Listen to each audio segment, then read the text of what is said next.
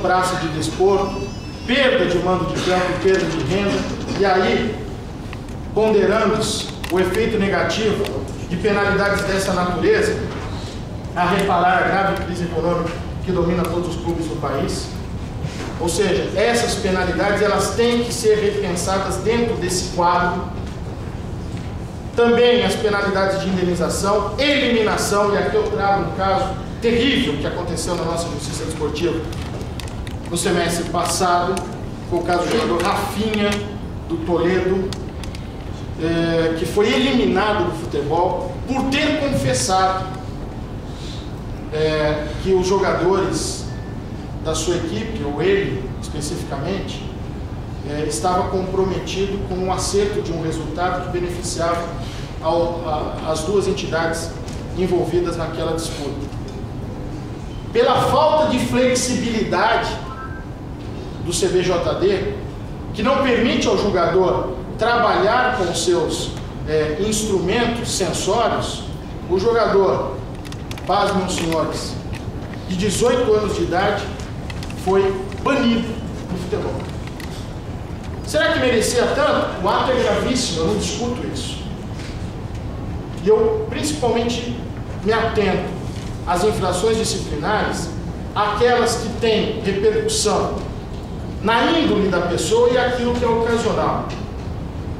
O jogador justificou, ou era aquilo, ou eu não sobreviveria. A minha família dependia daquilo. Merecia uma repressão, uma censura, uma resposta à altura?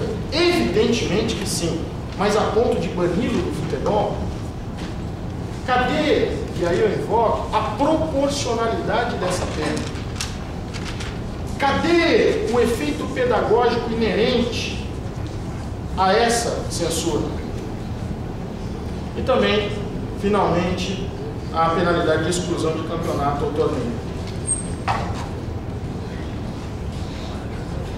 Nosso código ele contempla 95 tipos disciplinares. Eu já estou acabando para apaziguar a plateia.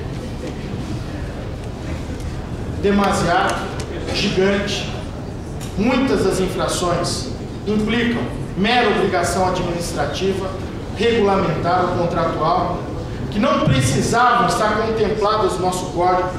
Trago, por exemplo, o exemplo. Trago para os senhores o exemplo do artigo 194, 195 do CBJD, usar propaganda proibida em uniforme de competição. Haveria necessidade disso ser resolvido dentro da justiça desportiva? Muitas vezes envolvem obrigações contratuais que se resolvem em outra esfera, em outra instância. Usar o uniforme de competição, propaganda em desacordo com as normas existentes. Olha, eu tenho sérias dúvidas se um clube que depende de um patrocinador, se utilizar equivocadamente desse patrocínio, no dia seguinte ele perdeu esse patrocínio. Eu não vejo necessidade nenhuma da intervenção da justiça desportiva numa situação como essa. O que deve caracterizar as infrações disciplinares é o tratamento dessas ocorrências como uma exceção, como uma patologia. A preservação da disciplina e da moral desportiva, mas sempre com o resgate desse efeito pedagógico.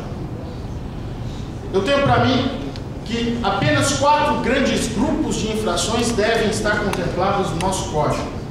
E essas infrações, na verdade, sendo definidas, evidentemente com as suas particularidades, mas atinentes às ofensas morais, às ofensas físicas, as infrações contra a ética e a moral desportiva e as infrações contra a justiça desportiva propriamente dita.